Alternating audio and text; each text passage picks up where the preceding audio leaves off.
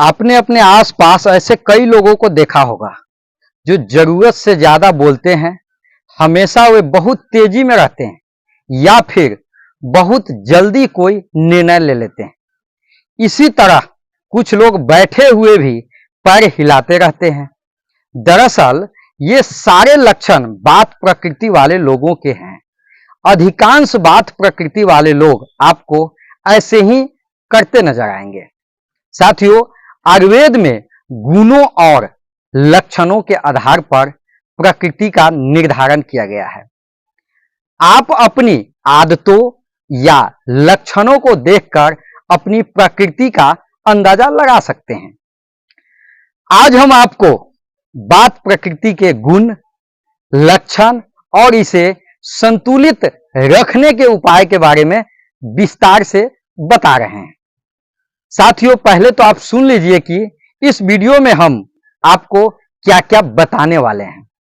सबसे पहले, बात दोष क्या है, बात के प्रकार, मतलब कि कितने प्रकार के बात होते हैं, बात के गुण क्या है, बात प्रकृति की विशेषताएं क्या है, बात बढ़ने के कारण क्या है, बात बढ़ जाने के लक्षण क्या है, बात को संतुलित करने के उपाय क्या है, बात को संतुलित करने के लिए क्या खाना है, बात प्रकृति वाले लोगों को क्या नहीं खाना चाहिए, जीवन शैली में बदलाव कैसा करें, बात में कमी के लक्षण और उपचार क्या है।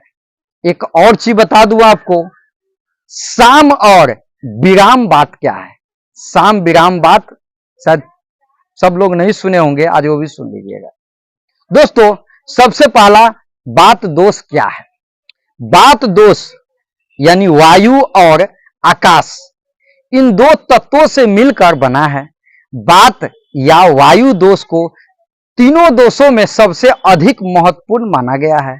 हमारे शरीर में गति से जुड़ी कोई भी प्रतिक्रिया बात के कारण ही संभव है। चरक संहिता में वायु को ही पाचक, अग्नि बढ़ाने वाला, सभी इंद्रियों का प्रेरक और उत्साह का केंद्र माना गया है।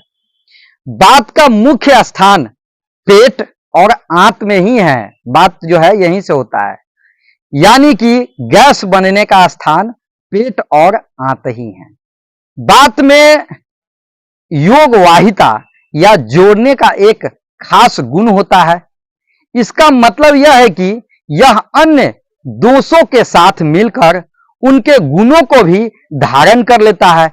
जैसे कि जब यह पित्त दोष के साथ मिलता है तो इसमें दाह, गर्मी वाले गुण आ जाते हैं, और जब कफ के साथ मिलता है तो इसमें शीतलता और गिलेपन जैसे गुण आ जाते हैं। पित्त और कफ के बारे में दूसरे वीडियो में बताएंगे, अभी केवल बात पर ही बात होगी। साथियों, शरीर में इनके निवास स्थानों और अलग अलग कर्मों के आधार पर बात को 5 भागों में बांटा गया है। प्राण, उदान, समान, व्यान और अपान। आयुर्वेद के अनुसार सिर्फ बात के प्रकोप से होने वाले रोगों की संख्या ही 80 के करीब है। मतलब बात के जो गुण है वो क्या है, रूखापन, शीतलता, लघु, सूक्ष्म, चंचलता, चिपचिपाहट से रहित और खुरदुरापन बात के गुण है। रूखापन बात का स्वाभाविक गुण है। जब बात संतुलित अवस्था में रहता है तो आप इसके गुणों को महसूस नहीं कर सकते हैं, लेकिन बात के बढ़ने या असंतुलित होते ही आपको इन गुणों के लक्षण नजर आने लगेंगे। आयुर्वेद की दृष्टि से किसी भी व्यक्ति के स्वास्थ्य और रोगों के इलाज में उसकी प्रकृति की विशेष योगदान रहता है। इसी प्रकृति के आधार पर ही रोगी को उसके अनुकूल खान पान और औषधि की सलाह दी जाती है। बात दोष के गुणों के आधार पर ही बात प्रकृति के लक्षण नजर आते हैं। जैसे कि रूखापन गुण होने के कारण भारी आवाज, नींद में कमी, दुबलापन और त्वचा में रूखापन जैसे लक्षण होते हैं। शीतलता गुण के कारण ठंडी चीजों को सहन न कर पाना, जोड़ों में जितना भी जोड़ होता है इसमें होने वाले रोगों की चपेट में जल्दी आना, शरीर कांपना, इस तरह के लक्षण होते हैं। शरीर में हल्कापन, तेज चलने में लड़खड़ाने जैसे लक्षण लघुता गुण के कारण होते हैं। इसी तरह सिर के बालों, नाखूनों, दांत, मुंह और हाथों, पैरों में रूखापन भी वात प्रकृति वाले लोगों के लक्षण हैं। स्वभाव की बात की जाए तो वात प्रकृति वाले लोग बहुत जल्दी कोई निर्णय लेते हैं, बहुत जल्दी गुस्सा होना या चिढ़ जाना और बातों को जल्दी समझकर फिर भूल जाना भी वात प्रकृति वाले लोगों के स्वभाव में होता है। बूढ़े लोगों को नहीं देखते हैं, टर्टर करते रहते हैं, ये सब वात प्रकृति वाले लोगों के कारण ही होता है, क्योंकि जब उम्र होता है तो बात बढ़ जाती है। बात बढ़ने के कारण क्या है? जब आयुर्वेदिक चिकित्सक आपको बताते हैं कि आपका बात बढ़ा हुआ है तो आप समझ नहीं पाते हैं कि आखिर ऐसा क्यों हुआ है। दरअसल हमारे खान पान, स्वभाव और आदतों की वजह से बात बिगड़ जाता है। साथियों, मल मूत्र या छींक को रोक कर रखना बात बढ़ने का एक कारण है। खाए हुए भोजन के पचने से पहले ही कुछ और खा लेना और अधिक मात्रा में खा लेना। कुछ लोगों के खुचुर खुचुर खाने की आदत रहती है, वो हमेशा कुछ न कुछ खाते रहता है, उसको बात बढ़ जाती है। रात को देर तक जागना, तेज बोलना, अपनी क्षमता से ज्यादा मेहनत करना, सफर के दौरान गाड़ी में तेज झटके लगाना, तीखी और कड़वी चीजों का अधिक सेवन करना, इन लोगों को बात बढ़ जाती है। इसलिए ज्यादा तीखा मसाला नहीं खाना चाहिए। बहुत ज्यादा ड्राई फ्रूट्स भी नहीं खाना चाहिए, ये सब बात प्रकृति वाले के लिए ठीक नहीं होता है। हमेशा चिंता में या मानसिक परेशानी में रहना, मतलब टेंशनलाइज रहना, हमेशा कुछ न कुछ टेंशन में जीना, ज्यादा शारीरिक संबंध बनाना, ज्यादा ठंडी चीजें खाना, व्रत रखना। कुछ लोग को अक्सर महिला में ज्यादा गुण होता है, हमेशा उपवास करती रहेगी, उसी को बात प्रकृति का जैसे लक्षण बढ़ जाता है, फिर जोड़ों में दर्द होने लगता है। इन सभी कारणों की वजह से बात दोष बढ़ जाता है। बरसात के मौसम में और बूढ़े लोगों में तो इन कारणों के बिना बात बढ़ जाता है। बात बढ़ जाने के लक्षण क्या है? बात बढ़ जाने पर शरीर में तमाम तरह के लक्षण नजर आते हैं। वो क्या क्या नजर आते हैं? अंगों में रुखापन और जकड़न, मतलब पूरा देह एकदम जकड़े हुआ है, ये सब बात प्रकृति वाले के लक्षण है। सुई के चुभने जैसा दर्द होना, जैसे कोई सुई घुसा रहा है। हड्डियों के जोड़ों में ढीलापन हो जाना, एकदम ढीला ढाला देह हो जाना। हड्डियों का खिसकना और टूटना, अंगों में कमजोरी महसूस होना एवं अंगों में कपकपी होना, अंगों का ठंडा और शून्य होना। जैसे बहुत सारे लोग बताते रहते कि मेरा देखिए ना शून्य हो गया ये अंग, ये सब बात प्रकृति के कारण होता है। पैरालाइज भी इसी के कारण होता है। कब्ज, नाखून, दांतों और त्वचा का फीका पड़ना, मुंह का स्वाद कड़वा होना। अगर आप में इस लक्षणों में से 2 या 3 या उससे ज्यादा लक्षण नजर आते हैं तो यह दर्शाता है कि आपके शरीर में वात दोष बढ़ गया है। ऐसे में नजदीकी चिकित्सक के पास जाएं और अपना इलाज करवाएं। साथियों, बात को संतुलित करने के उपाय क्या है? तो बात को शांत या संतुलित करने के लिए आपको अपने खान पान और जीवन शैली में बदलाव लाने होंगे। आपको उन कारणों को दूर करना होगा जिनकी वजह से बात बढ़ रहा है। बात प्रकृति वाले लोगों को खान पान का विशेष ध्यान रखना चाहिए, क्योंकि सारी बीमारी का कारण तो खान पान ही है। अगर गलत खान पान होगा तो ये सब तो होगा ही। तुरंत बात बढ़ जाता है गलत खान पान से। खान पान में किए गए बदलाव जल्दी असर दिखाते हैं, इसलिए खान पान आपका सुधार कर लेना चाहिए। सबसे पहले बात को संतुलित करने के लिए क्या खाएं, तो घी, तेल और फैटी वाले चीजों का सेवन करें। गेहूं, तिल, अदरक, लहसुन, गुड़ से बनी चीजों का ही सेवन करना चाहिए जिसका बात बढ़ गया है।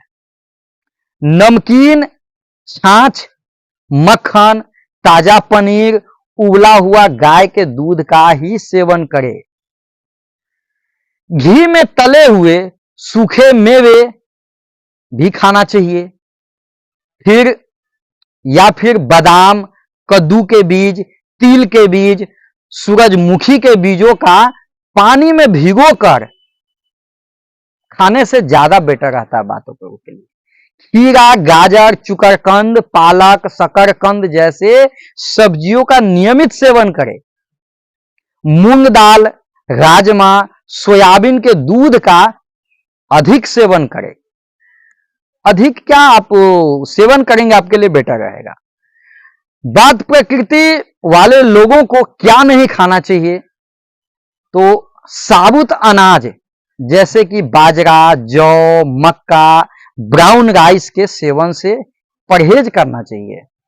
किसी भी तरह की फूल गोभी जैसे पत्ता गोभी, फूल गोभी, ब्रोकली से परहेज करना चाहिए। जाड़ों के दिनों में ठंडे पेय पदार्थों जैसे कि कोल्ड ड्रिंक, ठंडा वगैरह जो पीता है सो, ब्लैक टी, ग्रीन टी, फलों के जूस नहीं पीना चाहिए ठंडा में। नाशपाती, कच्चे केले का भी सेवन नहीं करना चाहिए। जीवन शैली में बदलाव करना चाहिए। जिन लोगों का बात अक्सर असंतुलित रहता है उन्हें अपने जीवन शैली में बदलाव लाने चाहिए। एक निश्चित दिनचर्या बनाएं और उसका पालन करें। साथियों, रोजाना कुछ देर धूप में टहले और आराम भी करें। किसी शांत जगह पर जाकर रोजाना ध्यान करें। गर्म पानी से और बात को कम करने वाली औषधियों के काढ़े से नहाएं। गर्म पानी ज्यादा बेटर रहता है बात रोगों के लिए नहाने के लिए। औषधियों से तैयार काढ़े को टब में डालें और उसमें कुछ देर तक बैठे रहें।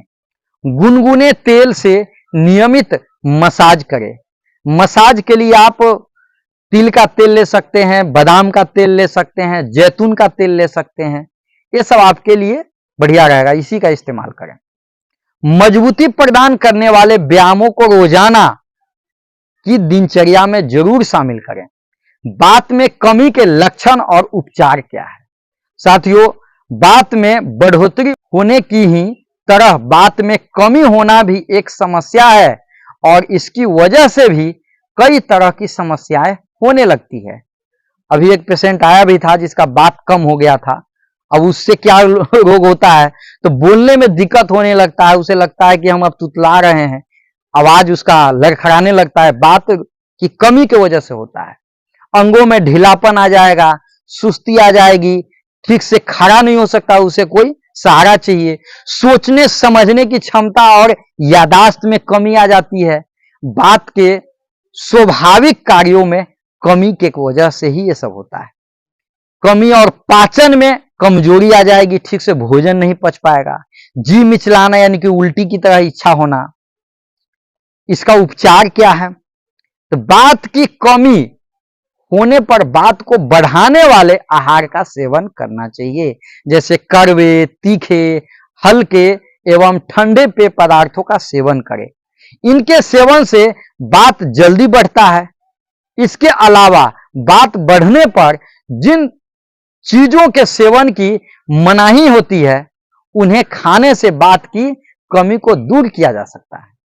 अब बता दें आपको साथियों कि साम और विराम बात क्या है। साथियों, हम जो भी खाना खाते हैं उसका कुछ भाग ठीक से पच नहीं पाता है और वह हिस्सा मल के रूप में बाहर निकलने की बजाय शरीर में ही सड़ता रहता है। भोजन के इस अधपके अंश को आयुर्वेद में आमरस या आम दोष कहा गया है। जब बात शरीर में आम रस के साथ मिल जाता है तो उसे सामवात कहते हैं। सामवात होने पर कई लक्षण नजर आते हैं। वो क्या है?